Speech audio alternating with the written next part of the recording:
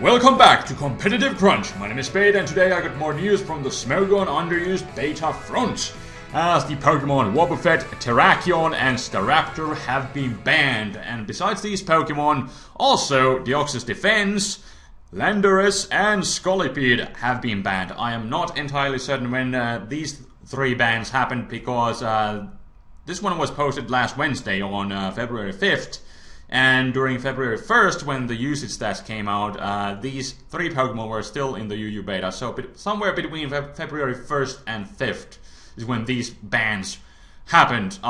It's just kind of difficult to keep up with what in the world is going on in the underused beta front, because, you know, it's still an unofficial beta tier, and all these updates are only posted like on this random underused beta discussion topic, which has like 29 pages worth of posts. So there's somewhere in here, I guess, the rest of these bans too. But you know, it's an unofficial tier, so there are no official announcements about it. I'm trying my best to keep up with these updates from the Smelgon's Facebook page, because they tend to post these updates there, but they didn't post these three. I went back and I looked, and at least I didn't find anything. Maybe I am mistaken, maybe I am blind, but so far I have been able to find everything, all the rest of the bans from there first, and then talk about it right here. So let's actually start with these three, because they apparently got banned first. Not that there's any kind of competition in which order the Pokemon get banned, because that's how some people feel like.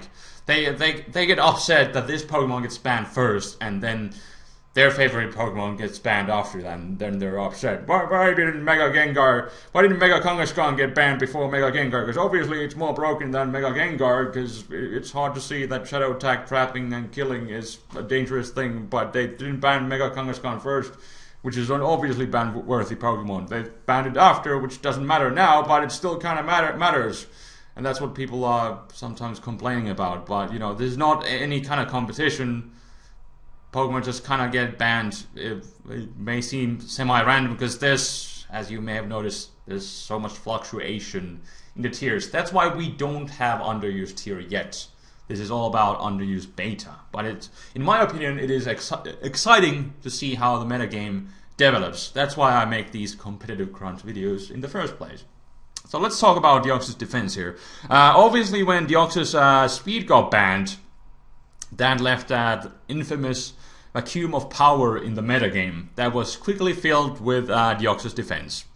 And basically, where Deoxys-Speed relies obviously on its speed to set up entries quickly and make them stay there with support moves and offensive moves, Deoxys-D does the same exact thing, except it relies on its defense as opposed to Deoxys-Speed, which relies on speed. So basically the same thing, but with defense, and it's really bulky, and it has reliable recovery in form of recover. But basically, you know, you got tons to shut down defog users. You have still awesome coverage moves that Deoxys-Speed has, that all the Deoxys forms have. So you can stop those rabbit spinners too. The only difference really is that Deoxys-Speed has more sweeping potential with the blazing speed and slightly higher offensive capabilities. But still, Deoxys-D is a dangerous Pokemon for like hyper offense. You can quickly set up hazards and make them stay with your support moves and offensive moves, and it's the same thing with Deoxys-Speed, but you know, it's with defense. Easy to see why Deoxys-D got banned. A lot of people were upset when Deoxys-Speed got banned and, you know, defense didn't get banned. But this is a great system that Smelgon has going on right now in the unofficial underused beta tier. They ban Pokemon in small groups instead of banning a bunch of them at the same time. And with this, you actually get to see how the metagame develops a bit, which Pokemon take over the vacuum of power from the rest that got banned, and then you can, then it's easier to see, does a specific Pokemon need to be banned, because you can just ban them in small groups, see what happens. If there's a problem again, then you can ban more. And because this is underused beta, you know, Smelgon has the freedom to do these things, so I think it's a really convenient system. But moving on, Landorus. I think there's even an argument that this thing could get banned from the OU metagame because it kind of just seems as broken as it was in the past. Because the problem obviously is you got 125 attack, 115 special attack that is backed up with sheer force, which is absolutely a great ability for all the special moves that Landorus does have access to. So the main problem with Landorus is that it can go physical and special. It's really difficult to directly counter it. Most people tend to run sheer force special set. So you switch in Blissey and you get destroyed by Earthquake, not a counter. And then vice versa. If you think it's a physical set, you go into your Skarmory, then you get hit by Focus Blast and you get 2-hit KO'd. Skarmory, not a counter. And then you can even run gimmicky sets with like Gravity. That's not too common, but it is still an efficient option that you can still run on Landorus. So the problem is that Landorus is extremely difficult to counter. The only reason why it's not being used in the OU tier at the moment is because Landorus Therian, mainly the offensive pivot set, is gaining a lot of momentum and people are using that Landorus. And obviously you can only use one Landorus on your team, so many people choose the offensive pivot set because it's easy to throw on team and it just provides your team with great support. And at the moment there's just so much fluctuation with the tiers that people haven't, you know, really picked up on that good old Landorus yet, and people are simply using the Landorus Therian at the moment. As you can see, Landorus Therian is currently in the OU tier at spot 25, and then I believe the regular one is somewhere in 60, yeah, 61, because yeah, when people are using Landorus, they're using the Landorus Therian that has so much momentum going on. But like I said, it's the beginning of the metagame still. It has been like, what, 4 months now? With the metagame being in the existence by Smogon. So it's gonna take time for the fluctuation to die out and people to find out all the good things. And at the moment it's just Landorus Therian gaining usage. And that's why people are not really using good old Landorus. Plus, there are so many new power creeps, like the Mega Evolutions, so Landorus that certainly has sweeping potential. You have other options like Mega Lucario, for example, and so many other things. You know, it's all about the fluctuation.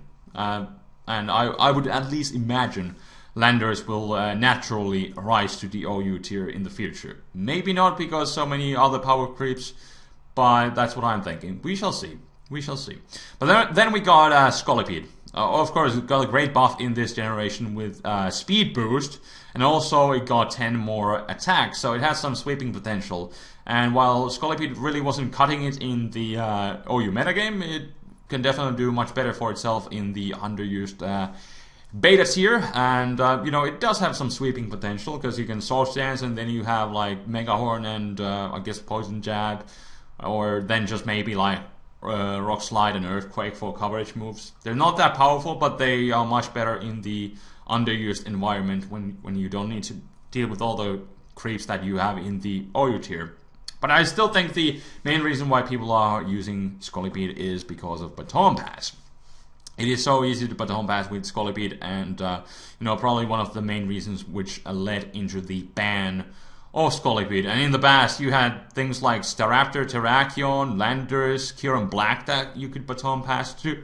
And now you still have things like, I guess, Mega Medicham and a bunch of other crazy things that you can pass to. Let's actually look at the UU betas here. What have we got going on in here? I'm on the wrong spots. You got Bisharp, I guess you could pass to that. Darmanitan, Victini. You had Heracross at 1.2, but I guess even Aggron. If you just, the thing is, you can just protect and sub with Scolipede and just gain multiple speed boosts. And unlike with Shell Smashers, you don't need to worry about your defenses getting lowered, and you will just keep gaining that speed, which is great. And you know, that's one of the reasons why Scolipede was banned. It's just we all know how great it is in this generation, and it is the baton passing that it can do in the UU beta tier was just too much. Not to mention it can still support your team with spikes, so it's just a highly versatile Pokemon, and the baton passing is just way too good on Scolipede, so it ended up getting the ban hammer. And now moving on to the more recent bans, and there was actually some sort of a voting system that they had set up, and Wobbuffet received 12 out of 12 votes.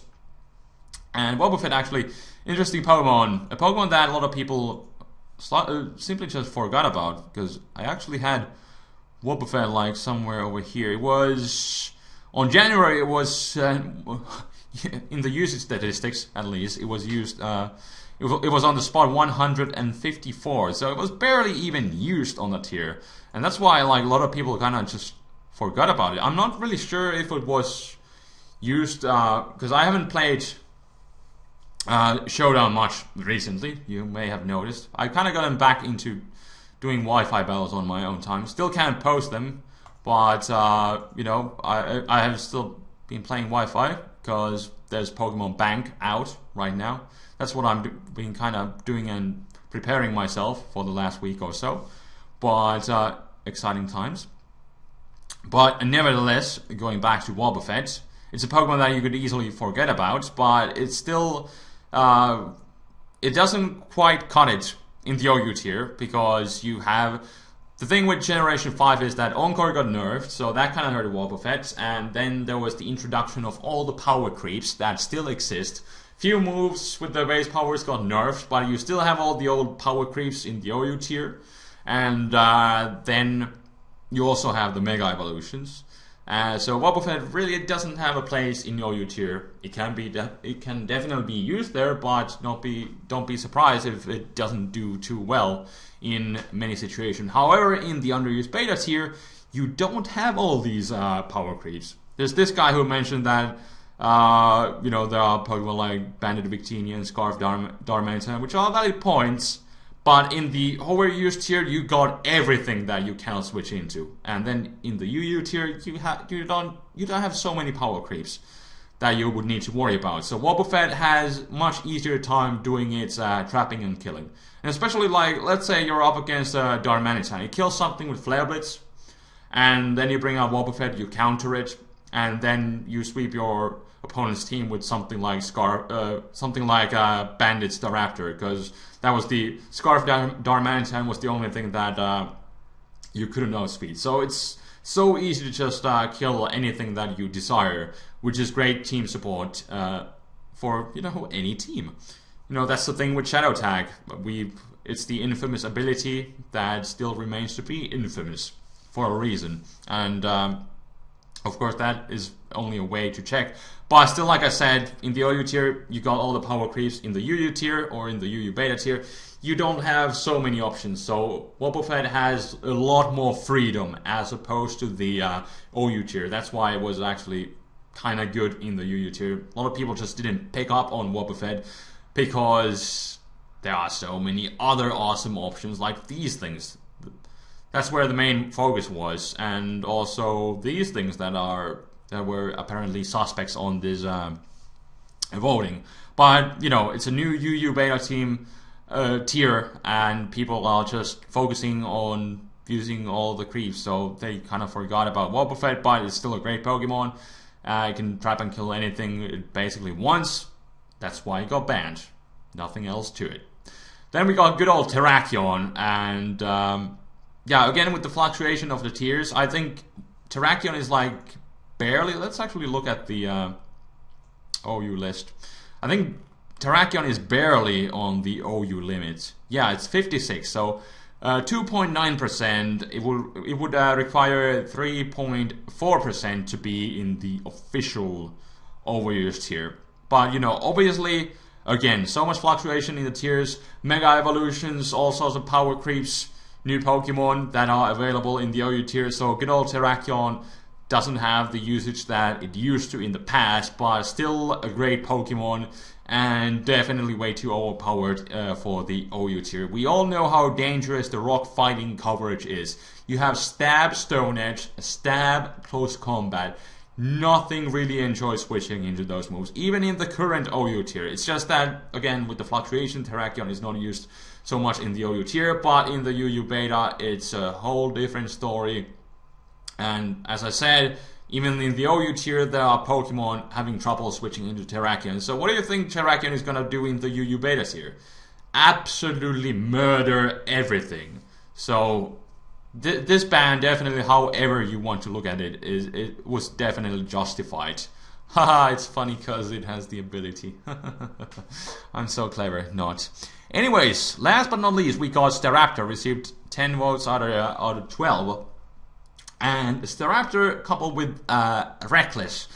You got Double Edge and Brave Bird, which are, besides that, they are stab moves. And then you round off the coverage nicely with close combat, and you just have a really perfect wrecking machine in your hands. Really similar to Terrakion. It's just slightly different coverage. It's not that fast, so in a way, that's why Terrakion is used more in the OU tier than Staraptor. Staraptor has never really received the or reached the OU limit. But certainly for the underused beta tier, it's way too powerful. Nothing can switch into that thing. Kind of the same thing with Terrakion. But yeah, like I remember I had a match.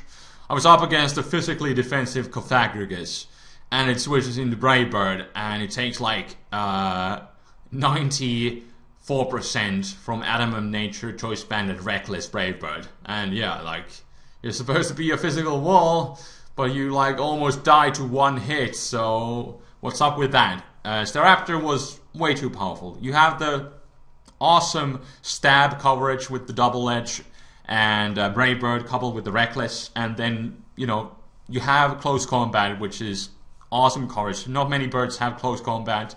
Staraptor is one of the few, at least of the traditional birds. It's the only one of the traditional birds at the beginning of the Pokédex.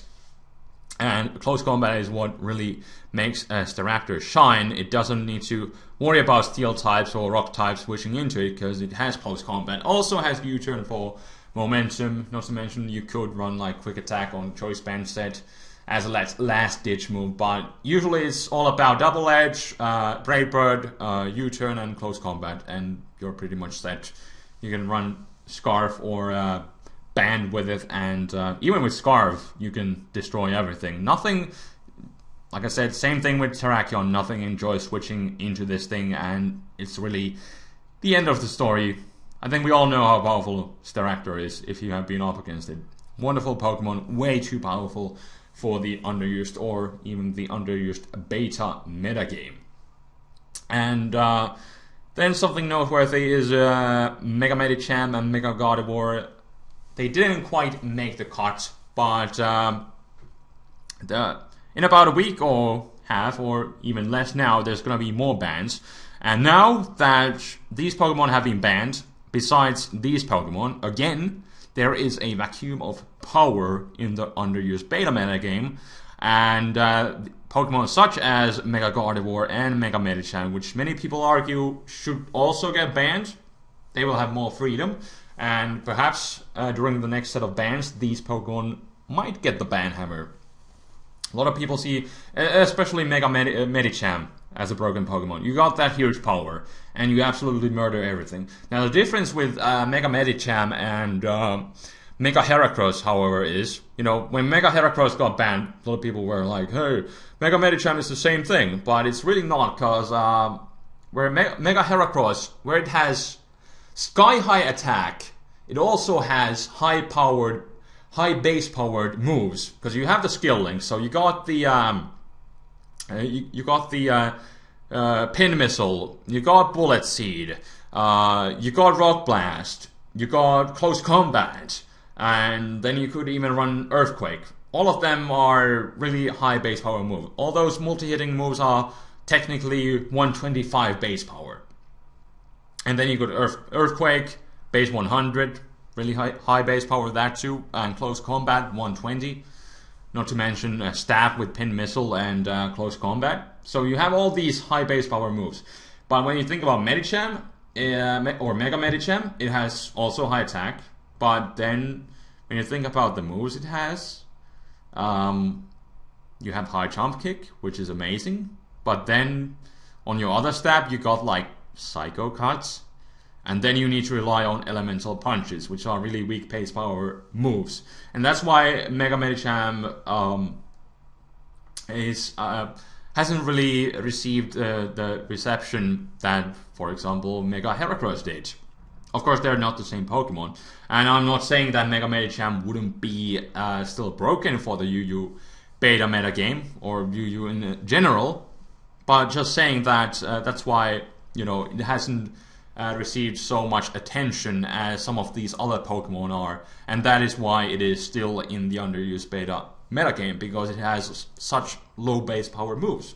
But still, because it has such massive attack, it can still do much work with those low base power moves. And that's why now with all these Pokemon that are gone, the attention is gonna be on Mega Medicham, and now that it doesn't face competition from these Pokemon again, it's gonna have more freedom to destroy the metagame by itself. And perhaps that is what potentially could lead into the ban of Mega Medicham during the next set of bans. And this is why it's a great system to ban only a few Pokemon at the same time, and then see what happens, and then ban more, instead of just banning all the Pokemon all together. You know, give them some breathing room, see what actually happens. Because this is UU beta tier, you don't need to worry about anything being permanent. And like I said in the past, all these bans will be looked upon when the official tier, whenever UU becomes an official tier. These bans will be looked upon, and potentially some of these Pokemon could even return to the underused metagame then. But at least at the moment, all these things kind of seem too broken, so perhaps not, but there's a chance, you know, they will be looked upon in the future, which I think is a great thing. And also there's Mega Gardevoir. The main attraction with this thing is the Hyper Voice Pixelate, which kind of destroys everything, and it's really difficult to switch into Mega Gardevoir's attack.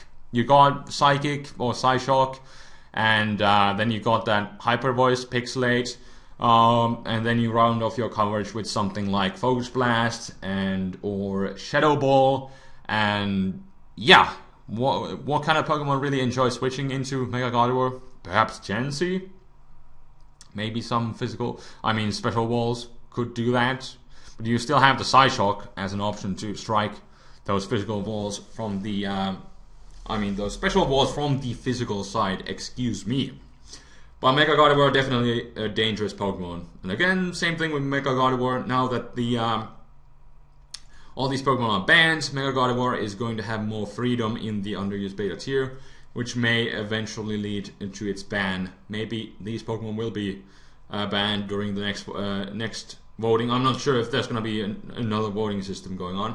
Perhaps, maybe not. We shall figure that out next time. But something also noteworthy here, I think, is the Knockoff. The move was actually suspected and this time around, which is really interesting. Certainly, Knockoff is a highly controversial move, and I may actually make a separate episode on this, but I would kind of still like to touch bases on it.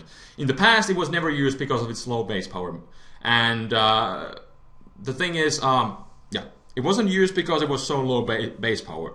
Now, however, in this generation, it got buffed up to 65 base power and doing 1.5 times the damage if it also knocks out the item. So whenever it knocks out an item, it's a 97 base power dark type move. So pretty darn awesome, coupled with the utility of removing items, which is, items are a really important part of competitive play.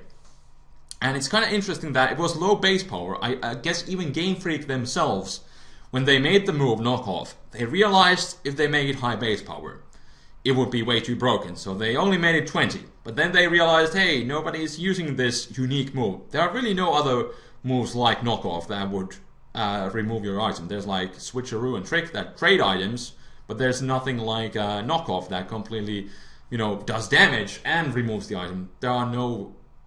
Are there any kind of support moves that would remove your item? There's like some sort of support moves that stop your opponent from being able to use items for like 5 turns or something like that, but there's no move that directly removes your items like Knockoff does. But yeah, Game Freak noticed that this move is not really used at all, so they buffed it up in this generation, and as it wasn't enough to make it 65, they also made it the extra buff of when it removes an item, it also gets a significant 1.5 times the boost, so it becomes, like I said, 97 base power whenever an item is removed. So that kind of just made it in a way broken. A lot of people would see it that way, because yeah, as you can see in the current metagame, everybody is spamming Knockoff, and you know, it just makes a lot of Pokemon kind of broken, because you can never safely switch into anything because you're in the fear of losing your valuable item, because items are just so important. And now with everything spamming Knockoff, like in the past, I think Conkeldurr is a perfect example. Because in the past, Conkeldurr wasn't really a dangerous Pokemon unless it caught too many bulk ups, but you could safely switch many physical balls into it. No worries, no anything. But now you need to worry about getting your item knocked off, and suddenly it's not so safe to switch into Conkeldurr and a bunch of other Pokemon that can run Knockoff. Like Bisharp in the UU Beta metagame, for example, receives Stab on top of everything, and I guess Crawdon too. They just spam Knockoff. Besides doing a bunch of damage, they just spam Knockoff, has the utility, so that's why Knockoff apparently got suspected. Let me know about what are your thoughts on the move Knockoff. If you have some good opinions, I could perhaps even make an episode. I was thinking about it, making an episode dedicated to Knockoff, because it's a highly controversial move in Generation 6, and I would be glad to hear your opinions and thoughts on it. What do you think? And perhaps leave me some good pointers that I could talk about if I do decide to make an episode about it. And also leave your thoughts about these bans of Wobbuffet, Terrakion and Staraptor, and Deoxys Defense, Landorus and Scolipede. Do you agree with these bans? Do you disagree? And also still keep in mind, this is underused beta. This is not the official underused metagame. These are not permanent decisions. So even if you do disagree, you should probably go onto this topic and write your awesome point why these Pokemon should not get banned if you feel that way. Because in the future, these Pokemon will be looked upon again whenever the official underused tier becomes a thing. That's like I said earlier. So let me know your thoughts, and I will check you guys next time. I think I ended up rambling way too long again, but a bunch of stuff happening in the UU Beta metagame, so there's gonna be a bunch of talk from me. Hope you guys enjoyed the episode, and potentially I'm looking into doing an episode on Knockoff, and there's also the usage stats in the out for the underused beta for the first time, so I could potentially look into, this was the OU metagame, but there's the UU beta metagame. I could potentially look into these Pokemon right here. So that could be a thing. Got a couple options for the next episode. Most likely this. I think it would be a natural way to go from the UU beta bans and talk about this next. But anyways, as usual, I'm rambling, so I will end this episode. Thank you for watching. Leave your thoughts again in the comment section below. I will check you guys next time with more CC. Until then, this is Spade rambling and signing out. Peace.